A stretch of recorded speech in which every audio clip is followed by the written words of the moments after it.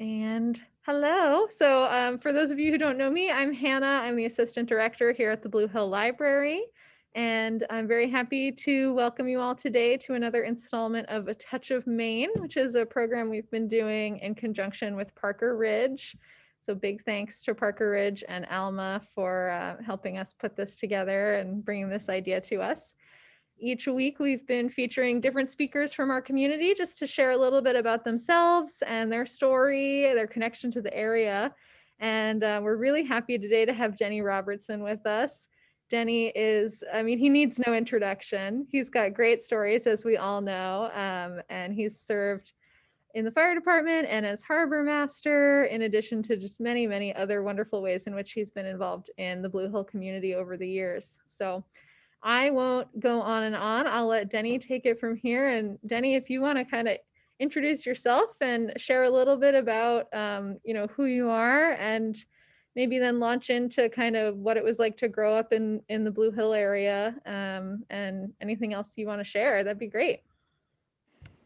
Well, thank you. Thank you, everybody, for coming out today. We certainly have good weather. It's better than a snowstorm, I think.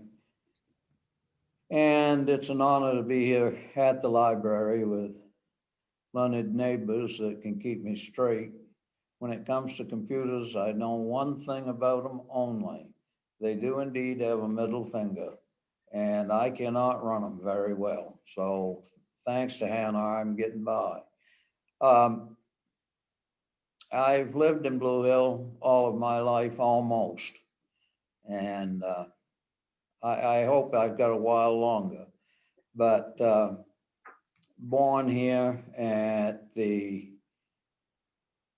really the beginning of World War II, was born in 1940. And father went into the service in 43. My mother and I moved out on Long Island to live with uncles and aunts out there for a while. And then we came ashore. We stayed out there until fall, and everybody was coming back ashore. That was quite a while after the island shut down. That exodus off of the island was about 1920, and it was largely driven by school children. It was more expensive to teach them on Long Island than it was to house them and teach them here on the mainland. So the internal combustion engine had a lot to do with it too. So I went to school in Blue Hill at the Consolidated School with Dr. Herrick, and we enjoyed that school and moved over to the high school, George Stevens, and graduated there.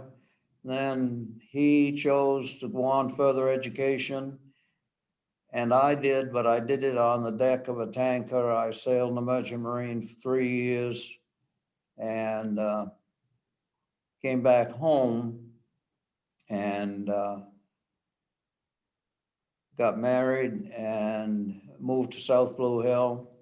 And my father and grandfather both had been in the fire department.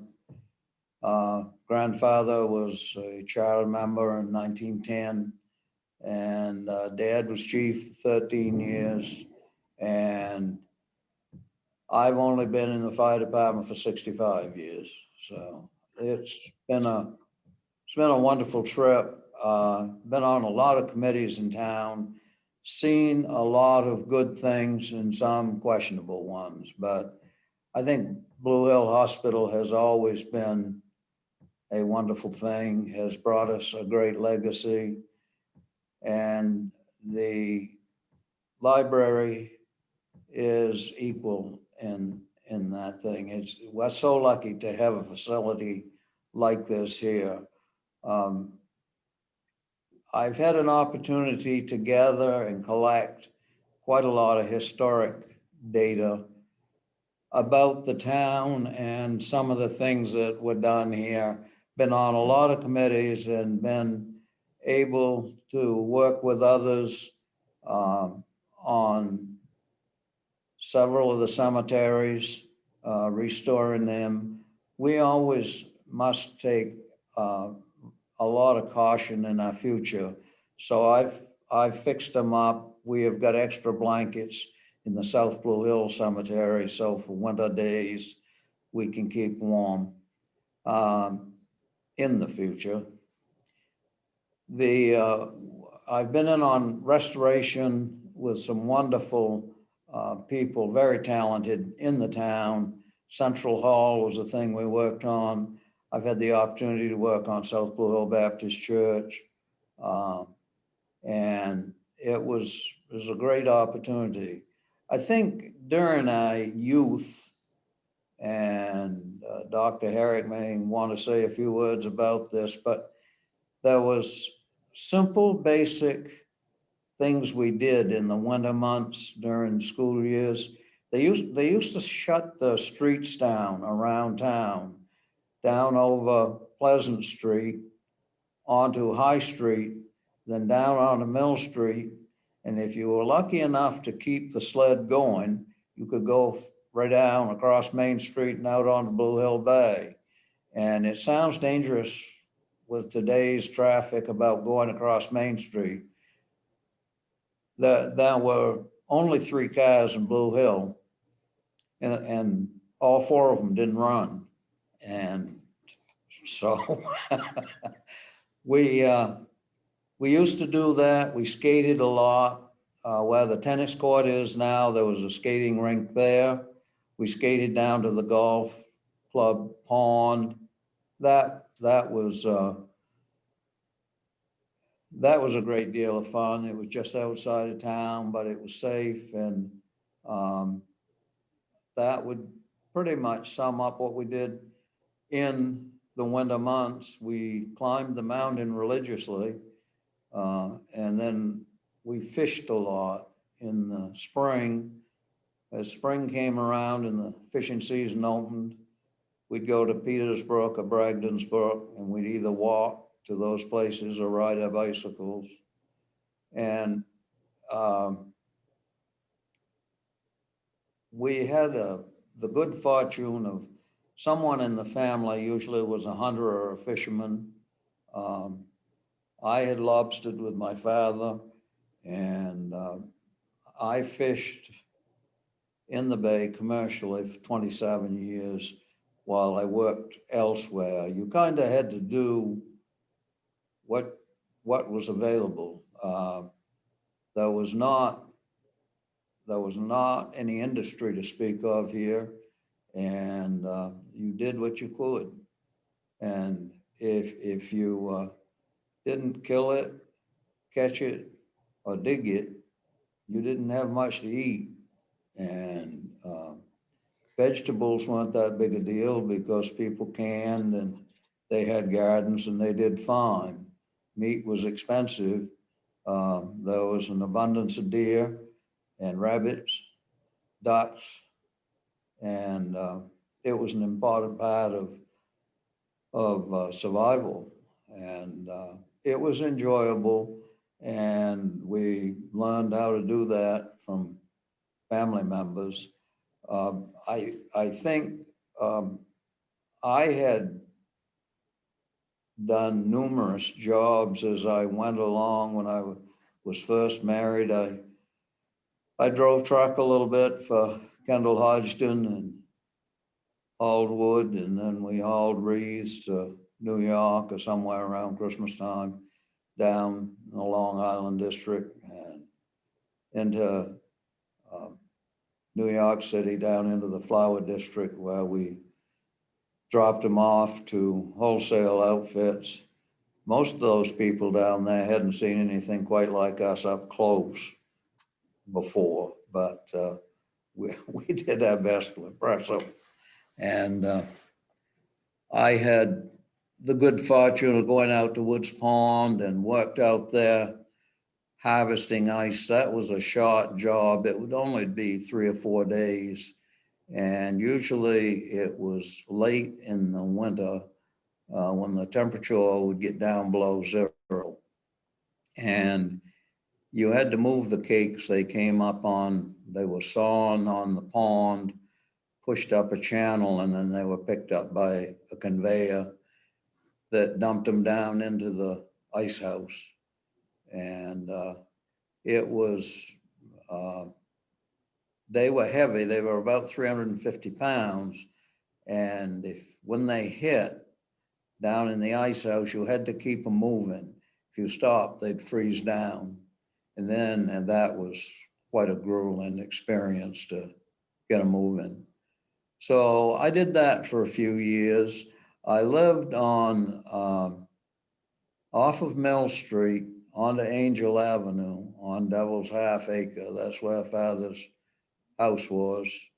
And down behind it, Enoch Grindle had, he and Mary Tapley had coal, ice, and Robert Grindle came over here and he hauled oil for people that had the more modern furnaces. And they also early on had sold wood. Coal lasted for a fair while. I always felt if the devil had coal down there, that it must have been wicked cold, because I could never keep it going. But Mother had the same problem. Father simply complained about it and built a fire when he got home. And the roads have come a long ways. A lot have been done, but we're being haunted a little bit, I think, by some of the older underground works that are there. I'm sure many of you have noted down as you turn down towards Water Street, going past the bank and down over the hill, there's been a hole that is shown up there repeatedly. Down in front of the post office, there's another. Those are all granite bridged systems, and they've moved around over the years and lost shape. So it's a work in progress, and I think I really think the road commissioner's done pretty well keeping it up. But Hannah, I'm going to heave too, see if anyone's got any questions. Yeah, absolutely. Val, looks like you're waving your hand. Why don't you unmute and ask a question? Denny, I don't know if this was a tradition here, but I suspect it was. In upstate New York on the Finger Lakes, the young men used to drive their cars out on the ice in the winter. And you took your old jalopy and the guy who got the furthest and got out and lived was the winner. Yeah. Did you do that here on the bay? We didn't do it on the bay as much. The bay was difficult to get onto from the shore. Up here by the brook, it was a little risque, but we would usually take a bigger pond like Patton's Pond, Toddy Pond, or Walker's Pond. And we drove on those and had a pretty good time. And another thing that we did during the winter, we harvested ice, we harvested smelts, and I had done a little children's book on this and illustrated. You're never going to be able to see it, but I'm going to go through the efforts. Makes me look like I know what I'm doing. But this was a smelt tent with a smelt beneath it swimming by. We used to catch those, and there were a lot of them. And the market farm was in Boston, and that was on T Wharf, I think, and New York. It was down to Fulton Fish Market, and they used to ship them out. And we'd go out on, Mother would let me go on a night tide, and we'd walk out. And as it came nearer the spring, we used to take a skiff with us and haul it out part way in case the ice moved off the shore and started drifting. You would have a way to get people off and get their smelts off. And these smelts, we built a wooden box, and they put them in that, you put in a layer of snow, a layer of smelts, a layer of snow. When you get it pretty well filled up, you nailed the cover on, and you had tags sent by the various fish markets. And we took it down in Piper Square, and we would stack them up. I can't see that very good, so we would stack them up, and the next morning they'd load them on the truck, haul them to Ellsworth, and they put them on the train over there and hauled them down to those fish markets. That's how they got out. And they,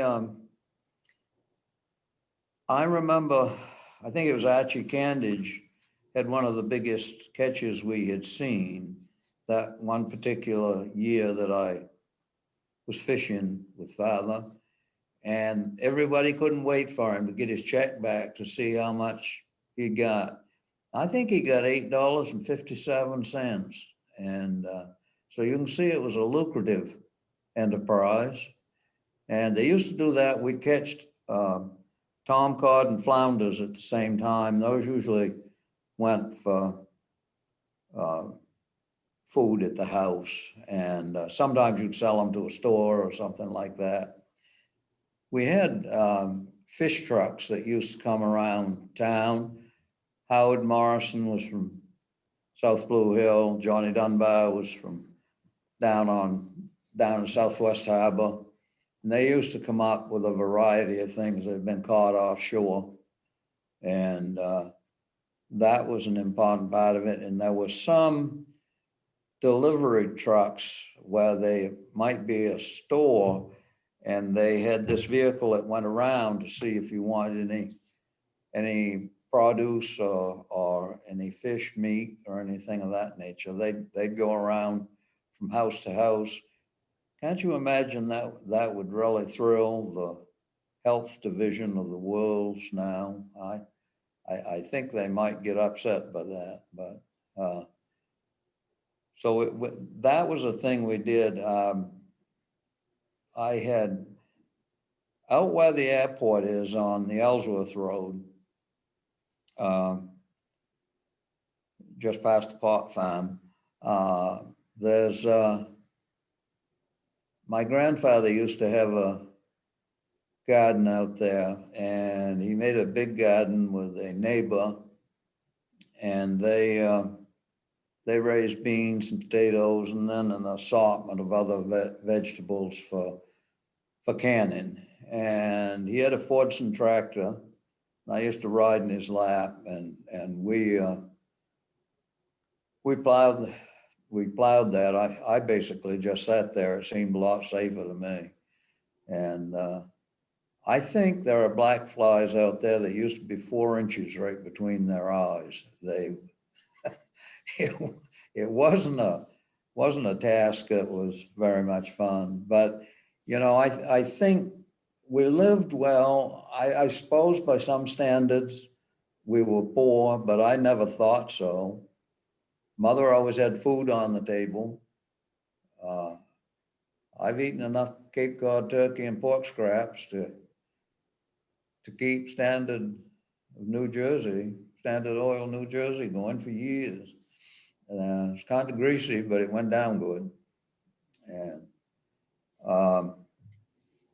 it was interesting. I at one time had thought of going back on the water working tugboats out of Boston, but I had a chance to go to the mill in Bucksport, and I went up there and I worked there for 33 years and retired from there.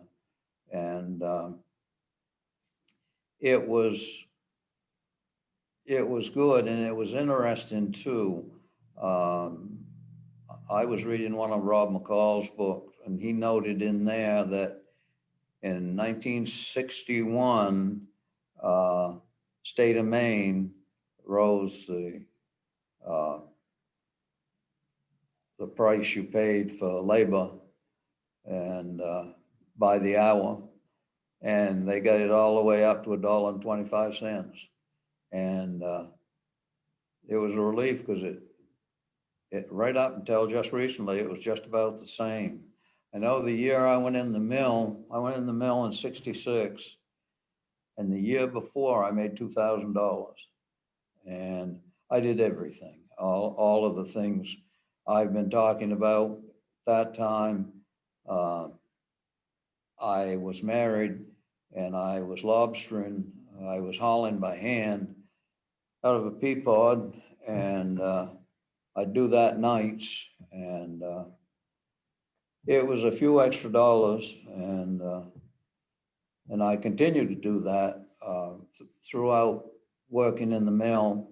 I'd haul 3 days a week, and in the summer you had a fairly long evening. You could get out and do that, and so that that helped. I miss that. Harbor mastering was good, and we had some really good base people.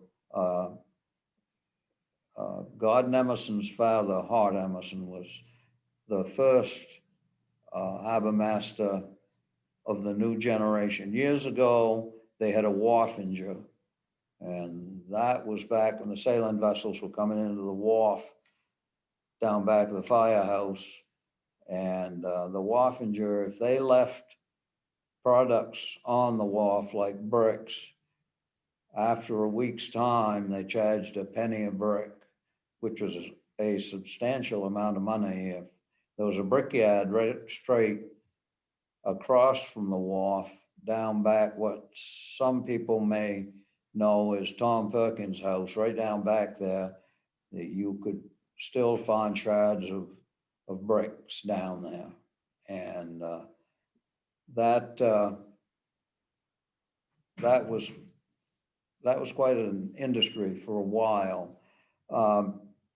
Later years, we've gotten the wharves rebuilt about 3 times, both South Blue Hill and up here.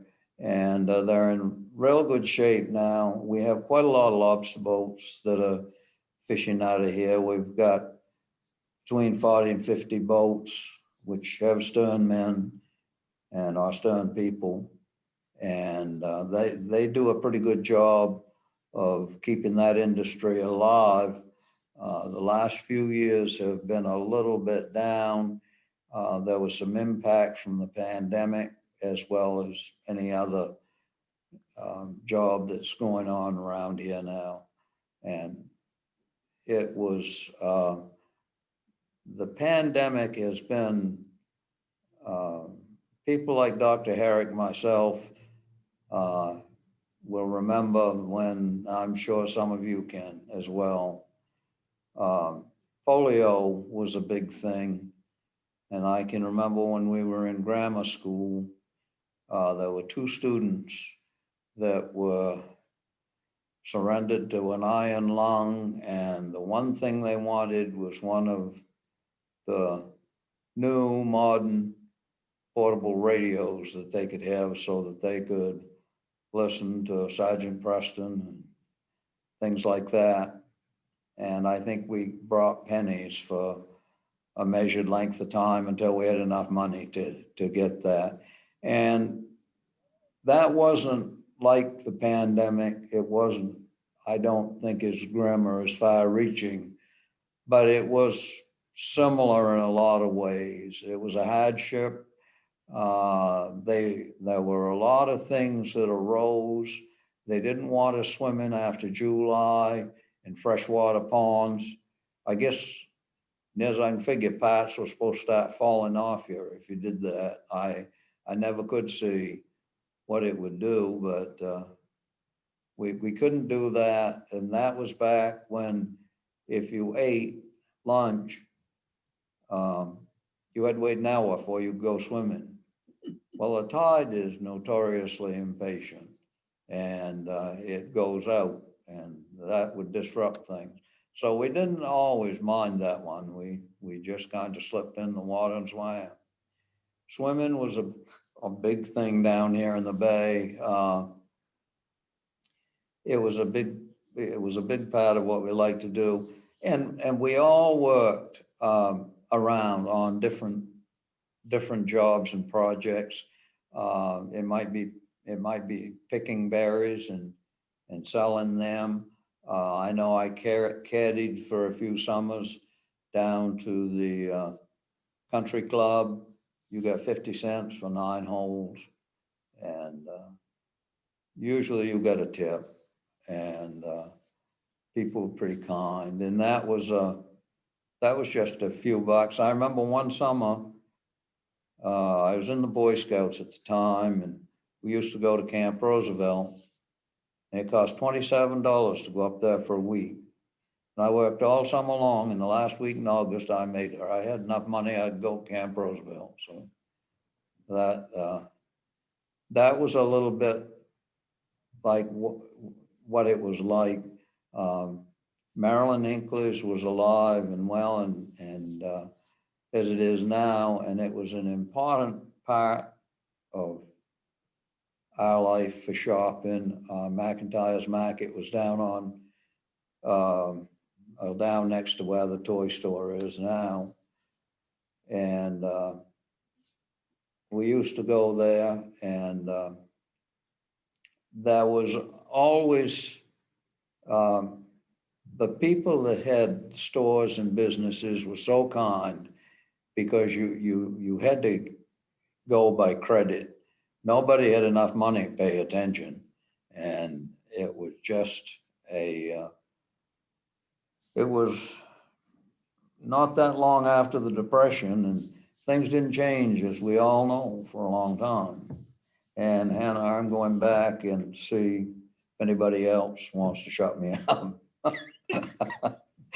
Absolutely. If anyone else has a question, feel free to raise your hand, or if you want to type it into the chat, I can read it out as well, whatever works for you guys. All right, how about Groves? You go. I think you're already on, so you can just start talking. One thing about McIntyre's Market that Denny may remember, they had a freezer. And in behind the market was a big room, which was a permanent deep freeze. And you could rent a drawer, sort of like the mortgage drawers, or the mortuary drawers on TV. And you could rent a drawer and keep your frozen food in there because no one had a freezer. And Mr. McIntyre used to let us go into the freezer in the hot days of summer. And we'd go in there and sort of stand around at 0 degrees for 15 to 20 minutes. That would keep us going for the rest of the day.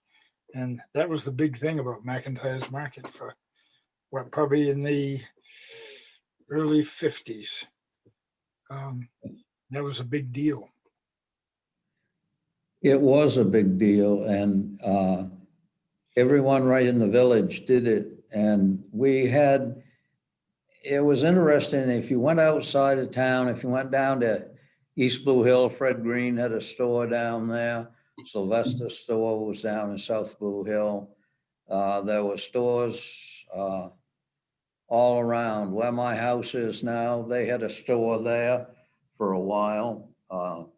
There were stores going down towards the Wharf Road in South Blue Hill. There was a store in North Blue Hill up where that I can remember. There were others, but the one I can remember was where Dwayne Eaton lived. That they had a store out beside that for some time. There was another store up on top of Greens Hill. So each region of the town was pretty self-sustaining. Large stores like Tradewinds were not around, I wouldn't say, until the late 50s. They began showing up. I remember Ivan Braun had one up in Bucksport, and it was quite a treat just to go there to see all of the products they had there. And the amount of them. And of course the train came right into Bucksport, so getting it there. Blue Hill has a railroad right away that comes down South Street. It goes roughly past where the present roundabout is where the new YMCA building is. And then it takes a sharp dogleg turn to the east and goes down about where the fountain is down here at the Dodge Spring. And that never materialized. It was going to be used, I think, in hauling out copper ore, that sort of stuff, as well as granite to get it down there. The vessels, that would have been about a time when the vessels were beginning to shift over to engine driven. And that was kind of a time where a lot of plans were made, never went to fruition. There was an article, I think this is in 1940, there was an article in the town warrant to establish a committee to study getting an airport for Blue Hill. So there have been a lot of things that went by here. Trenton, during the war, had a seaplane base there with large bombers that dropped depth charges. And they used to, there's a big ramp on the side of that airport headed towards Bar Harbor. And those planes would go down there and taxi out and take off, and they'd patrol out through here. During the war, there was some blimps that used to come up the bay, circle Long Island, and go back down the bay and around this general area to see if they could catch submarines that were lying idle on bottom up in these bays and estuaries. So it was probably in the late 60s, early 70s, there began to be some herring that showed up in here for a while. And they were purse seine in here at the time. And for a few years, that was a fairly lucrative thing for fishermen. Generally, they came from other towns. They would either come from the outer islands to Stonington, over towards Eastport or somewhere, and they'd come up here and harvest those herring. But there were a lot of sardine factories on the coast at that time. And they went away, and most of them by fire. And then I've got some lovely stories about Prohibition. I never drank, and I'm not going to again. And my mother came from Brooklyn, came from Flyers Point. She's non-native. Father went down there and got her. She was an import. And he used to walk down. And one night in the winter, it was cold, the wind was blowing, snowing. And he went by a house, and there was a puppy out on the edge of the road just shivering, just a little pup. So he picked it up and put it inside his peacoat, walked to the house, knocked on the door, and there was no one there. And so he looked around out back, and he saw a light coming out of the barn door, and he figured that maybe the folks were out there milking or something. So he went over, knocked on the barn door, and the fella run a pistol right out between his eyes. Father said, "You must get a hell of a crowd here if you greet everybody like this." And they opened the door up, and the fellow that owned the house was in there, and the whole place was full of, adult beverages. And they gave him a fifth. He handed back the puppy and escaped down onto Fly Point. At that time, my great-grandfather owned half of Fly's Point. And right on top of the hill now on the right is the old family place. And father would go down there for the weekend and then come back home Sunday night. And that was an interesting time. Those boats were hauling stuff everywhere, and there were a lot of happy people. I think probably that might have been the biggest industry we had going back then, Nick. I don't know.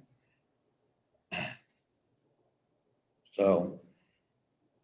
Well, John asked, Denny, talk about your escapades during the 9/11 attacks, please. You want to share that story? Is it the one about going out to the airport? He's nodding. Well, I had the 9/11 happened in the morning, and I happened to be in Ellsworth Fire Station. I was county coordinator, and we were doing some business over there. I was in a meeting, and the chief came into the meeting, and he said, "You fellows better get up here into the lounge. I think there's something you need to see." And we got up there just as the second plane hit.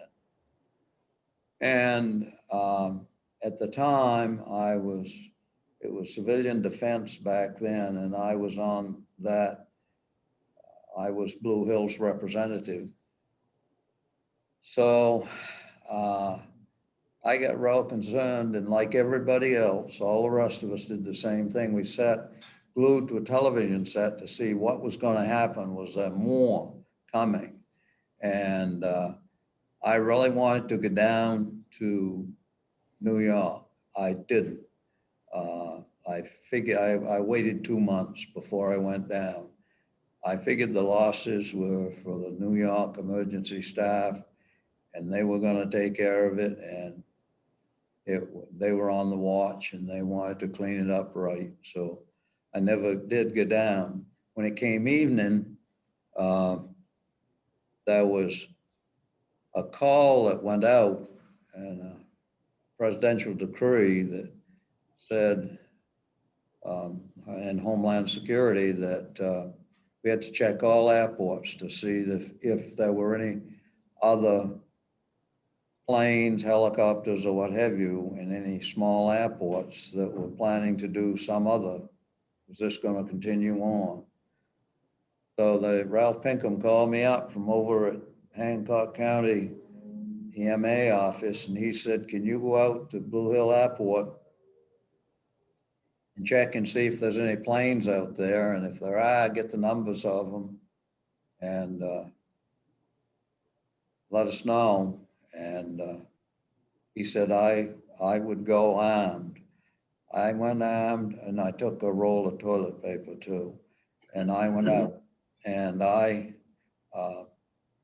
crept up on those aircraft. There were 2 out there. And about the time I got ready to rise up and look in through the window into the cockpit with my trusty 45 in hand, if there had been a June bug run into me about that time, I would have blown that plane right in the next week. So I didn't have to do that. But there is humor that comes out of great tragedies like that, and I always thought that was one of them. I felt out of place a lot in my life, but I think probably most that evening. I suppose it's been darker before, but I can't remember when. So go ahead, Anna. Have you got any more? We had another question written in from Greg, who asks, do you recall when and why lobstermen/fishermen might have become overtly political to protect or expand their interests? And do you have, can you go any deeper with that? I mean, Greg, do you want to unmute yourself? Yeah. I was just wondering when they might have organized for particular purposes in terms of expanding or not. yeah, okay. They they got together and formed a lobstermen's association that had better control of the price, at the same time had a stewardship sort of thing. They went to a double gauge. You can't keep them too big and you can't keep them too small gauge system. They did a lot of things. They added other stuff. And it's been ongoing from that point. I'm sure we've all seen the things currently about whales. I do not think it was as bad a thing here as it was in Canada, but it doesn't make any difference. The lobstermen seem to be taking a hold of that and doing that thing with it as best they can. And I don't think, in all honesty, you could ask for a much better group to have as stewards of perpetuation of the lobster fishing industry than what we've got and what we've had in the past. They do have an interest in that. They don't want to see it go away. Right. And there's a lot of things right now with herring that are going to be, they're using a lot of different baits than they ever did. And so I think they've done things like that, Greg. I really coming along, and I think we all can recognize they've changed. Used to whittle plugs years ago. Then they came out with a machine that made the wooden plugs in a very rapid fashion, and you bought bags of them, and you put those in the claw of the, let's call it the thumb area of the lobster, so the lobster couldn't open up and bite. And So it wouldn't have been local, would it have been local political pressure or more statewide, would you guess? statewide, Statewide, pretty yeah. much statewide. Right. Yeah. Okay, thanks. And I think also there was an improvement in gasoline engines that came along, and shortly into that, the diesel got priced so that it could be afforded. It had more torque, it worked better, and they went to diesel engines. And the boats, obviously, they went from wood to fiberglass, and that made a satellite industry in the boatyards. I mean, God, there was a sign down in Brooklyn that they were the boat building capital of the world. I think probably that might be true, because they showed boatyards down there, and they're still getting a lot of notoriety. They've got some wonderful craftsmen down that way, and that all circled the lobster usage. There are a lot of things being done with boats now to improve them. I won't say it's a negative, but a thing that has happened, fiberglass boats last a long, long time. While wooden boats, after 20 years, if you were working them real hard, you probably ought to be considering another boat. Fiberglass boats, you may get a facelift and get a substantial amount of time more to use that vessel. So did I answer your question? Yeah, I guess I was just also thinking, were they predominantly one political party or the other, or was there any broader set of interests that they might have been allied to or not? I think they were a standalone entity that I won't call them a union. However, there is a union now that is active, but they weren't unionized at that time. The union, as I know it, is relatively young. Okay, thanks. And I'll ask this one from Carol next, because I think it's a quick one. She asks, Denny, have the lobstermen agreed not to play loud music on their boats while we're talking about lobstering? Probably not. I know when I'm on the lower end of Long Island, working on the camp or working on the cemetery or something, when they go by, I sing right along with them. And so I know what they're saying. Yep. Brenda asks, what are some of your favorite stories of being Blue Hill's harbor master? Are there things that make you smile now? Well, I'm kind of thunderstruck here because yes, I can think of some dandies. Whether I should tell them or Fair enough. not. Yeah, there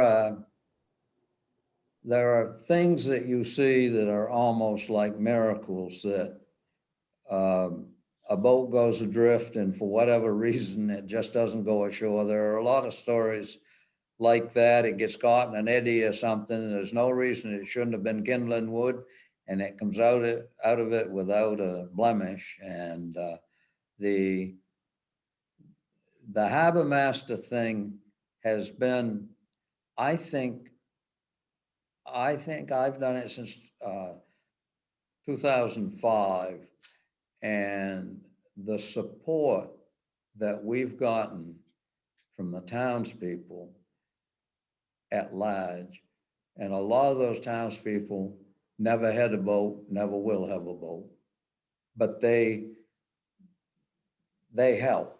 And if you need something from anybody, you've got a boat maybe that did come aground and have some hardship, and you need a something, they're always willing to come and help. And the fishermen and the yachtsmen, we had a plane crash last year in Morgan's Bay, and we got called on that run, and they sent 3 boats from the yacht club down to aid any possible people that were injured. And I mean, and it just happened. There was no second thought. They just jumped in their boats and away they went. And I think it's a very sharing thing. We had some incidents down at the falls where a person lobstering had struck a rock, sheared off his lower unit, and the tide carried him out through. The person did happen to have a medical issue. He was diabetic, and he started having a reaction. His wife got a hold of the bow rope and jumped overboard and got to a ledge and tied the boat off, and then called. She up and got a hold of me. We started some people there, and largely to begin with, it was just citizens driving by. They came down to help get the individual up from down there. And so I think the sharing, I think the water means a lot to people in Maine, and anything that happens on it, they take real personally.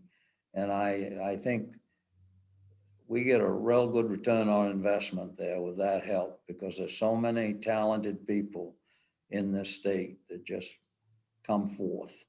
And I just got a letter the other day about someone that got help this year out in the bay, and how thankful they were. So it's been a good experience.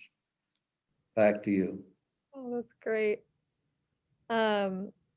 Another person asks whether they've heard correctly that you write some poetry, and if you would share a verse with us. I would if I could, but I don't have any with me. I could have brought some.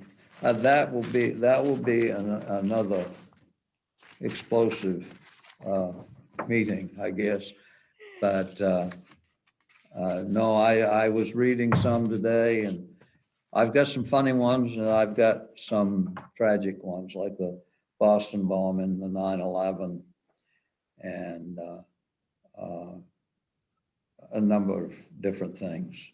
And it's always been fun, and it's been a way, this was a way of entertainment. Hap Collins lived across the road from me, and he certainly was a Renaissance man, and he painted oil paintings, and he was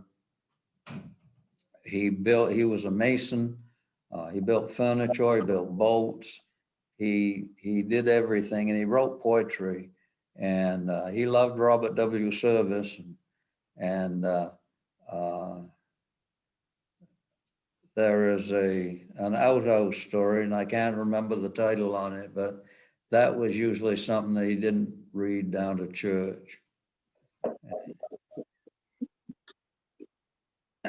Oh, that's great. Did anyone else? I think we've probably got time for maybe one or two more questions. Does anyone else want to ask anything of Denny?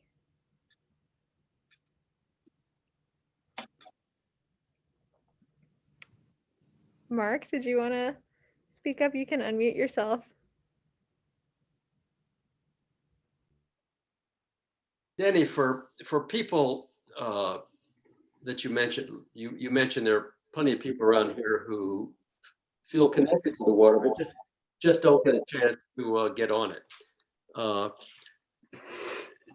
Do you have any recommendations for anybody who'd like to have a closer experience with it? I mean, there are plenty of kids who grow up around here who, you'd think everybody could get on a boat now and then, but who don't. Well, I do know the yacht club has opened up the children's sailing program for everybody. That's a good thing.